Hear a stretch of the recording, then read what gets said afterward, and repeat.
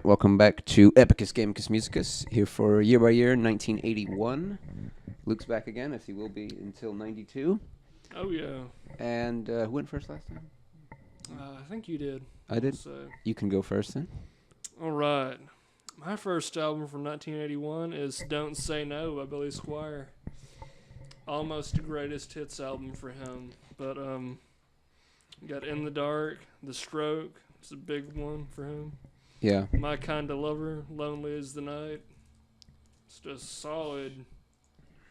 Not quite metal, but it is very... Yeah, it was very heavy.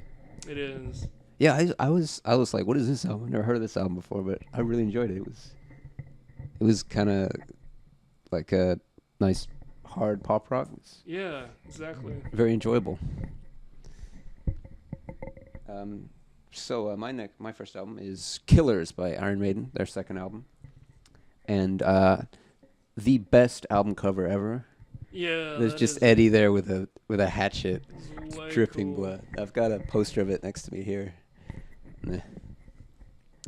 It's definitely because Iron Maiden's first album, if you find the original release, the cover was a little weak because it was like a poor drawing of Eddie, and you just don't really like. Oh, and I should explain, Eddie is Iron Maiden's mascot. He's basically kind of a skeleton, and he's kind of... zombie-ish kind of. Yeah, he kind of morphs into lots of different things each album. Like, sometimes he's the devil, sometimes he's some killer guy, sometimes he's a cyborg or whatever. Whatever they feel like, really. And that's what makes Iron Maiden album covers some of the best in metal. So, very iconic. So, your second album? All right, my second album is Four by a Foreigner. Got some classics here: Jukebox Hero, Urgent, Waiting for a Girl Like You. Oh, that's their classic there. I had a friend who actually got a date by just reciting that song in a poem. Dead serious. Perfect. Just realized I didn't say anything about Killers, so... I realized that. I'm just going to go back and talk about the actual music real quick. I mean, you got Wrathchild is probably the best song on the album. You've got a couple instrumentals, Ides of March, Genghis Khan. Innocent Exile, I think it's an interesting one. It's kind of a little more adventurous than the first album. And it is Paul Di'Anno's last album with Iron Maiden. He couldn't really keep up with the vocal work he needed to do. So had to hire Bruce Dickinson, and you'll hear about him next year. So yeah, okay. Now back to Foreigner. That's about all I had to say. Yeah, I mean, Jukebox Hero, Waiting for a Girl Like You, perfect, great songs. I was like, the one album my dad had was Double Vision, so that's the one I know more songs from. That's a fun one too. Yeah, was that before or after this album? That was before '78. Yeah, that's definitely a great Foreigner album too. Yeah, that's true. So after that confusion, moving on to my number 2, which is Moving Pictures by Rush, which is their second classic album, because Rush are so cool they get 2 classic albums. Like what was that? Was it a VH1 series? It was like they did documentaries on a bunch of albums. I think I remember that. Yeah. Yeah, Rush is the only band that got 2 albums. They got 2112 and Moving Pictures. And I mean, you got they're Tom Sawyer, obviously. Yeah, Limelight. Excellent. And YYZ. Yeah. I mean, Rush are definitely the best instrumental band. Like, that's very true. they're one of the few bands which can make a classic without using lyrics. Yeah. Just YYZ classic done.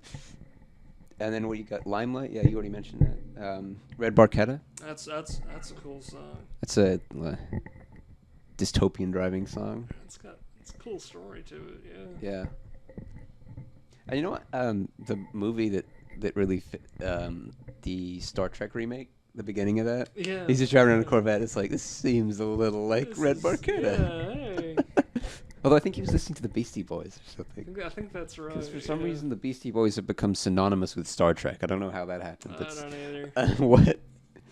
Yeah. And then, I mean, the last second side B is a little weird. I mean, Camera Eyes decent. Witch Hunt's a little weird. Um, Vital Signs. I don't even remember that one. Well, the interesting thing about Witch Hunt is it's part of a series, the Fear series, that a lot of Oh. people don't know about. Hmm. And it's like, it's backwards. They recorded part 3 first, and then part 2, and then part 1, and then part 4 later on. Hmm. So you just got to pull them off of random albums from the 80s. It's kind of a weird concept. I don't know if they like came up with it later or something, but it's interesting. So your next album? My next album is Belladonna by Stevie Nicks. It's an interesting solo debut there. Got some good songs on there. It does. Lots of collaborations too. Yeah. Notably with Tom Petty and Don Henley. Oh yeah, I like the Tom Petty one. Yeah. What was it called again? Oh, Stop Dragging yeah. My Heart Around. Stop dragging my heart around. It's a really cool song. And then you've got her classic song on there, right? Edge of 17. Oh yeah, Oh yeah. that's a great song. That scene in School of Rock, right? Yeah. Yeah, we watched that movie recently. That scene is just Oh man, that's funny. yeah. Anything else to say? Leather and Lace is kind of light, but it is a pretty good song for that album. Yeah. All right. Continuing into my random electronic album phase with Speak and Spell by Depeche Mode, their debut album, and also their happiest album. Yeah. Because Depeche Mode are like a descent into darkness, from starting out as a happy pop band to a goth industrial type band. Yeah. I mean, this song has got Just Can't Get Enough. Yeah, that's a Very happy song. really light, yeah. And then New Life is the starting track, which is New Life kind of gets overshadowed by Just Can't Get Enough, but it really is just as good as Just Can't Get Enough. Yeah, definitely. And then it's got a lot of like weird songs on it that have interesting synth stuff in it, like Boys Say Go, No Disco. It was an interesting listen. Yeah. Photographic's a pretty good one. Yeah, it's just a lot of like playing with synthesizers. It is. Because this era is kind of like, there was the first era of synthesizers where they were big and expensive and hardly anybody could afford them. And this is when they started to get cheap. So normal people could actually afford to buy a synthesizer and start making music with them.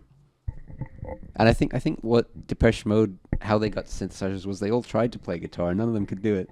So they're just like, oh, let's use synthesizers. Yeah, just take it easy. Yeah. But I mean, and they could actually perform everything live because they just brought all three of the synth guys brought a synth, and then the vocalist came, and they actually, I think they actually used to go to Top of the Pops on the train with massive synthesizers and just carrying a synth under their arm. That must have been interesting. Yeah. Was that the last one? I think it is. All right. Who's getting left out? Ooh, that's tough, man. I think I'm gonna drop Killers.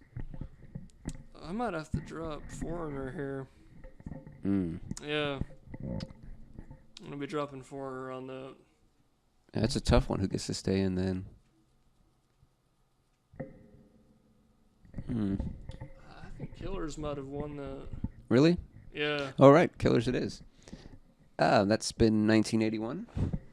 Hopefully these episodes seem to be getting shorter. We've been just struggling to reach 10 minutes on this recording session. But anyway, we'll see you next year for 1982. Goodbye.